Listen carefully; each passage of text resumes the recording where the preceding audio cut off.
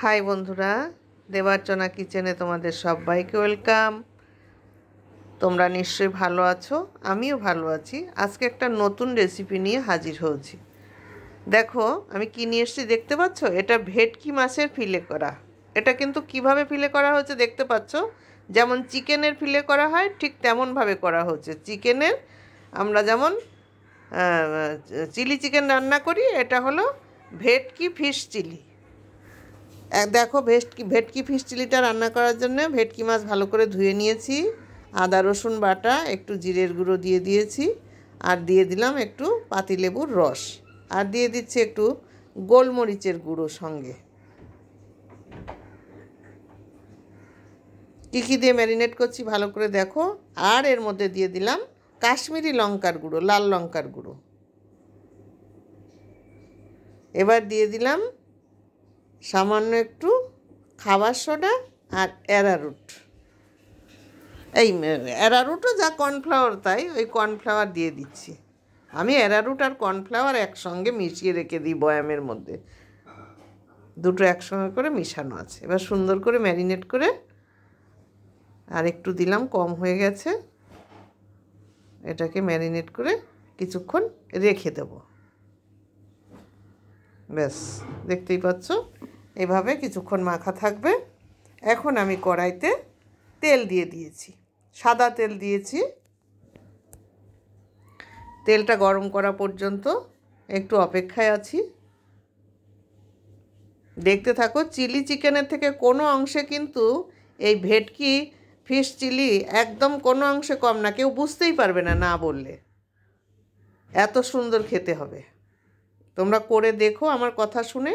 তোমরা যদি কাউকে না বলো যে এটা চিলি চিকেন না, কেউ বুঝতেই পারবে না যে ওটা ভেটকি ফিশ চিলি।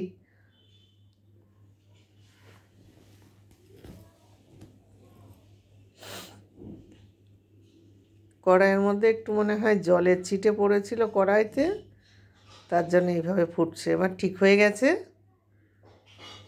এখন আমি এই মাছগুলো এক এক করে ম্যারিনেট করে রেখেছিলাম, সেই ভেটকি মাছগুলো আমি দিয়ে দিচ্ছি। দেখো পিসগুলো করে নিয়ে আসা একদম চিকেনের মতো, চিলি চিকেন যেমন করে করে তেমনি করে ভেটকি মাছের পিলে করে কেটে নিয়ে আসা।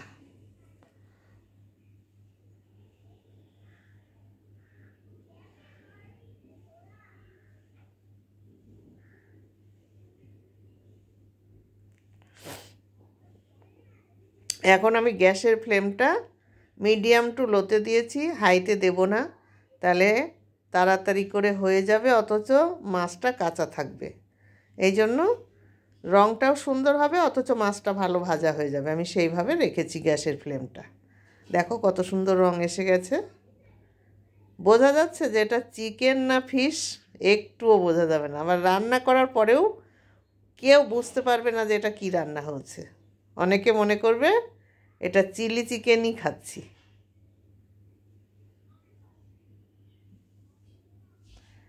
বন্ধুরা, আমার রান্নাটা যদি তোমাদের পছন্দ হয় তাহলে তোমরা বেশি বেশি করে শেয়ার করবে, লাইক করবে, কমেন্টস করবে। আর এখনও যারা সাবস্ক্রাইব করোনি তারা সাবস্ক্রাইব করবে, সঙ্গে সঙ্গে বেল আইকনটা বাজিয়ে দেবে। আমার যা নতুন নতুন রান্নার রেসিপি তোমাদের কাছে আগে চলে যাবে। আর হ্যাঁ, আমি আরেকটা কথা বলছি, আমি হোম ডেলিভারি দেওয়ার জন্য রেডি হচ্ছি। তোমরা যদি কেউ হোম ডেলিভারি নিতে চাও, আমার এখানে ভেজ নন ভেজ দুটোই পাবে, কিন্তু আমাকে একদিন আগের থেকে বা দুদিন আগের থেকে আমাকে অর্ডার দিতে হবে, তাহলে তোমরা পেয়ে যাবে। ভেজও পাবে, নন ভেজও পাবে।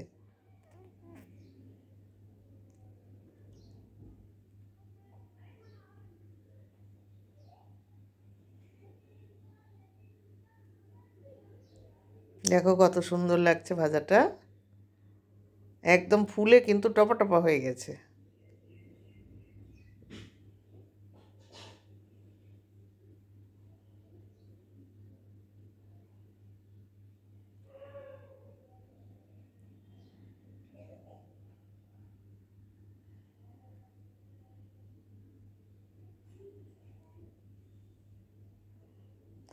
আমি উঠিয়ে দিচ্ছি, হয়ে গেছে। বাকিগুলো ওইভাবেই ভেজে নেব। দেখো কত সুন্দর লাগছে।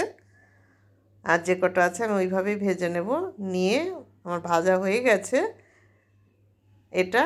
এবার ওগুলো ভেজে নিয়েছি। এখন দেখো রসুন বাটা আদা বাটা আমি তেলের পরে দিয়ে দিয়েছি। দিয়ে দিলাম ক্যাপসিকাম,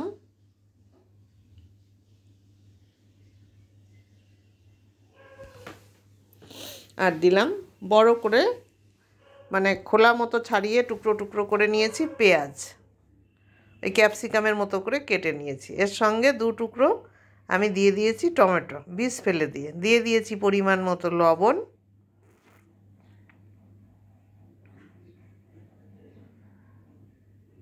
আর দিয়ে দিলাম এটা আমি সয়া সস। এবার দিলাম চিলি সস। এবার দিচ্ছি আমি টমেটো সস।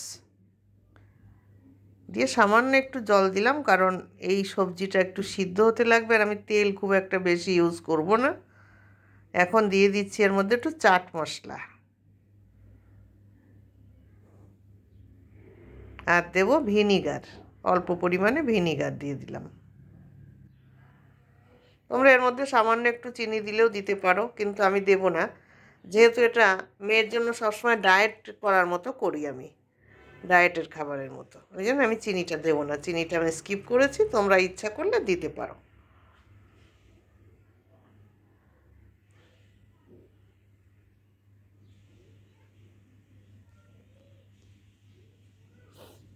এবার মাছগুলো দিয়ে আমি নাড়াচাড়া করে এখন দেখো কি করব, এর মধ্যে দিয়ে দিচ্ছি কর্নফ্লাওয়ার একটু গুলে রেখেছিলাম, সেই জলটা দিয়ে দিচ্ছি। দিলে এটা বেশ মজে যাবে। তারপরে আমি আরেকটু জল দেব এর মধ্যে। আর এর মধ্যে দিয়ে দিলাম বন্ধুরা আমি ম্যাগি মশলা। দেখো কত সুন্দর লাগছে দেখতে। রেডি। দেখো এখন সোনাকে আমি রাতে রুটি দিয়ে ডিনার করবে। তাহলে ভালো থাকো সবাই। টাটা বন্ধুরা।